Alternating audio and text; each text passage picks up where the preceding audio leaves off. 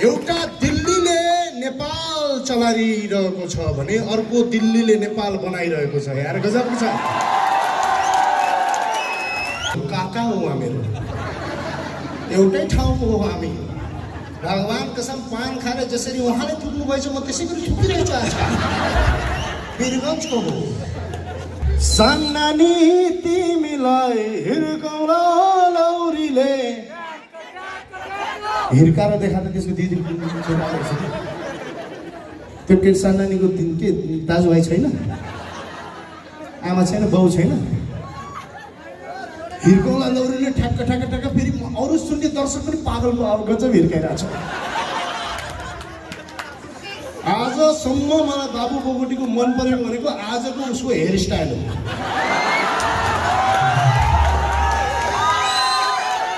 So I know everything about America, but एउटा चिज चाहिँ मलाई मन पर्दैन, अमेरिकाको टोयलेट।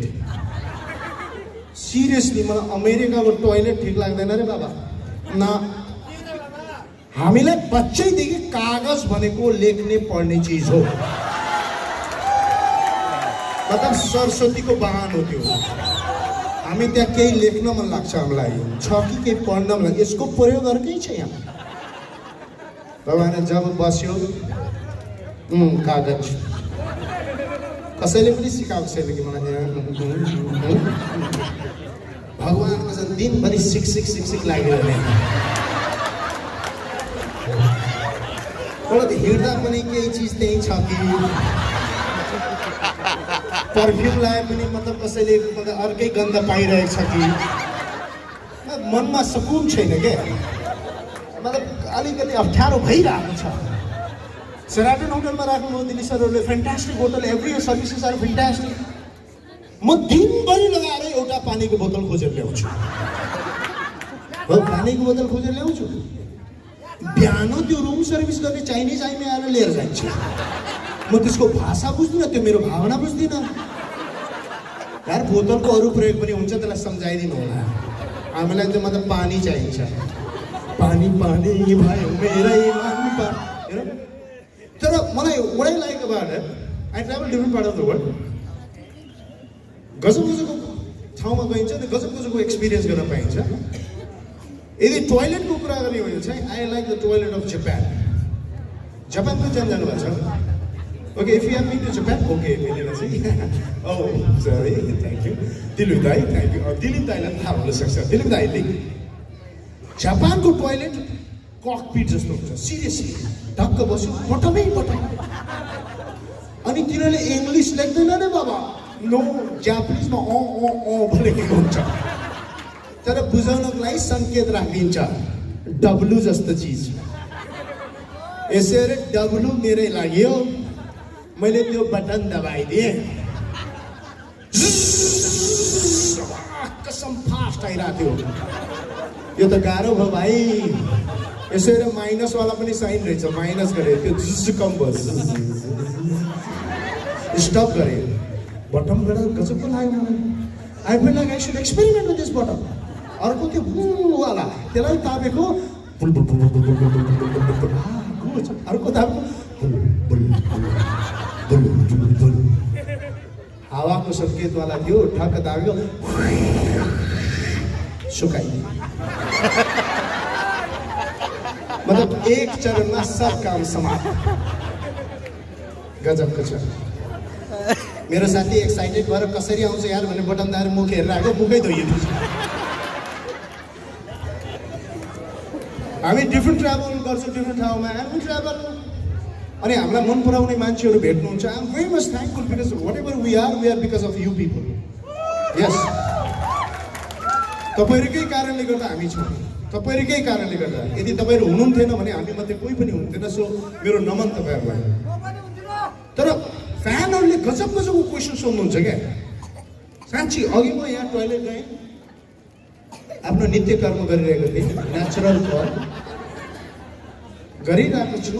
साइडमा एउटा केटा एक्साइटेड आएर भन्यो, दाइ के गर्दै हुन्छ अरे? मैले भने भित्ता एकदम सुक्खा थियो, पानी हालिरहेको छु।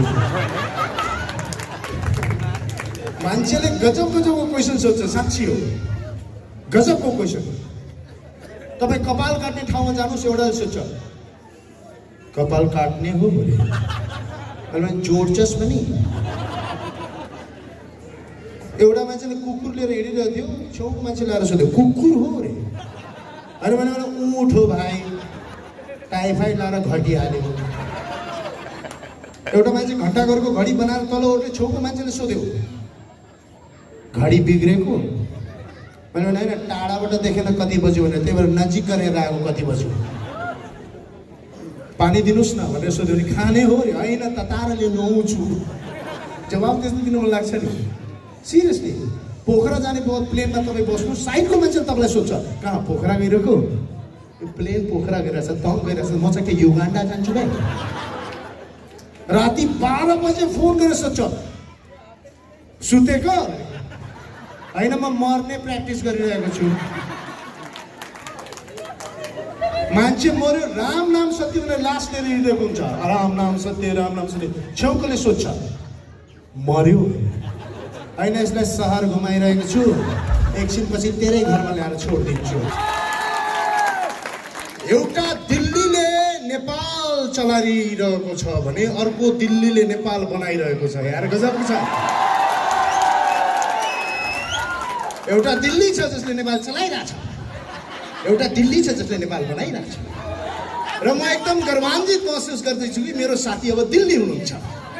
म डाइरेक्ट मोदीसँग कुरा गर्न सक्छु। अब आउनुहोस् गफ गरौँ, प्लिज कम। मित्रो सित्रो चल्दैन अब, भित्रो, because Delhi is my friend.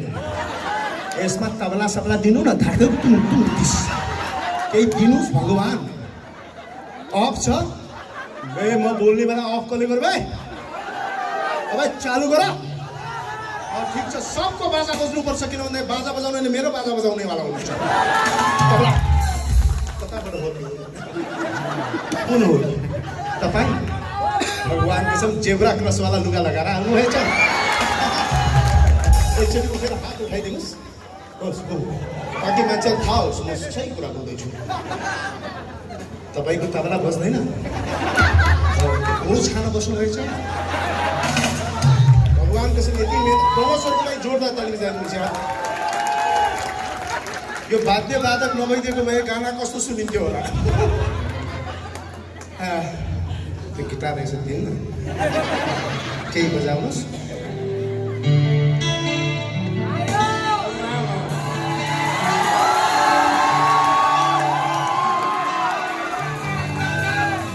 अरूले पनि थप्दै जानुहोस्, थप थप।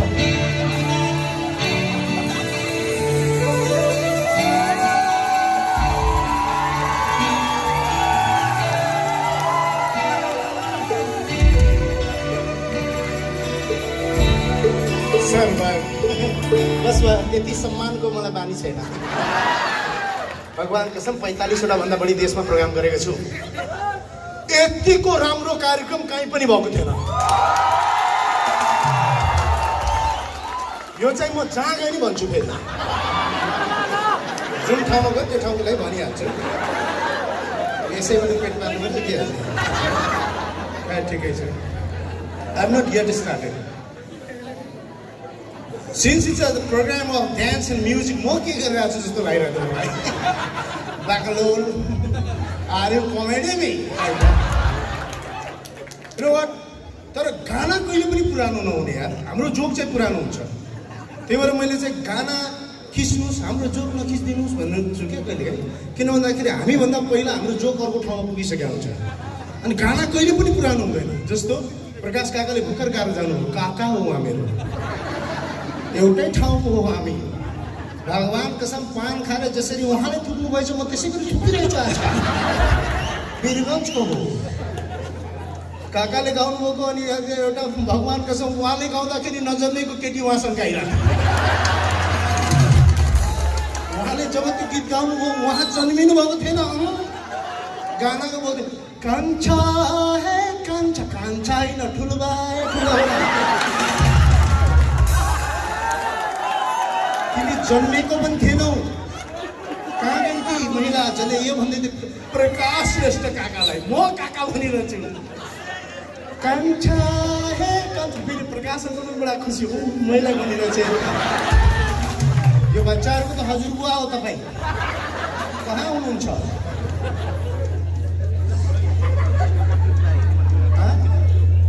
हुनुहुन्न म सङ्गीत बुझ्ने मान्छे होइन त्यसकारण मैले अब सङ्गीतलाई लिएर केही नबुझेको कुरा बोल्दै अलिक माफ गरेर होला नगरे पनि नगर्नुहोस् पैसा चलाउने तर हेर्नुहोस् अब काकाले कुरा गरेर कान्छा हे खुसी अर्को मेरो साथीले गाना गाए बाबु बोगटी हे तुलसी आँगनमा रोपौला हे तुलसी आँगनमा रोपौला जहाँ मन लाग्छ त्यही रोप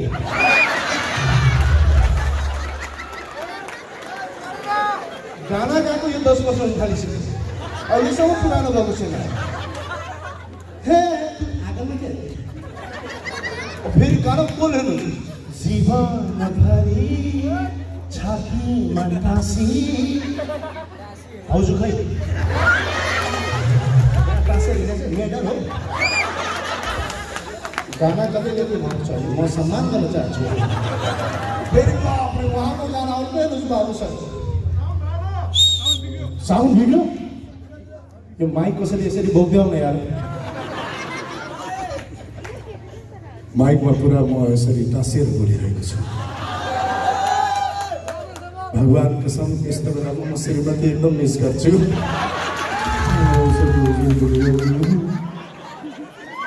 गजबको गाना बाबु बोगटी सरको अर्को गाना छ मलाई बी माइनर दिनुहोस् त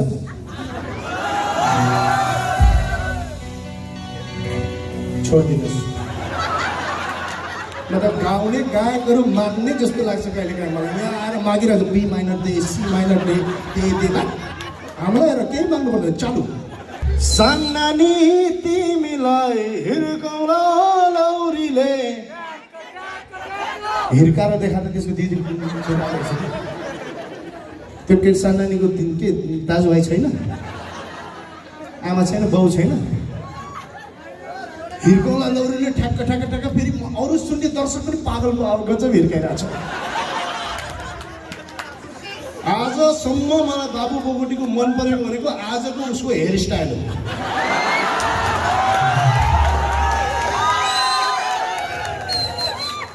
बाबु बोगटीको जतिको राम्रो हेयरस्टाइल अहिले कसैको पनि छैन प्रकाश अङ्कलको पनि थियो तर देखाउनु भएन ठिकै छ गाना म बुझ्दिनँ सर साँच्ची हो गाना गजब गजबको शब्द छ हुन त्यो गानाको कार्यक्रम अन्जु म्यामको गाना सुन्नुहोस् तिमी रोएको पल तिमीलाई हँसाउन नसकुला तर तिमीसँगै म रोइदिन सक्छु के लभ गरेको त्यस्तो केटीहरू रोइरहेछ तँलाई फकाउन सक्दिनँ म त्यस्तो गाना हो त्यो मृत्युको पल तिमीलाई बचाउन नसकुला तर तिमीसँगै म मरिदिन सक्छु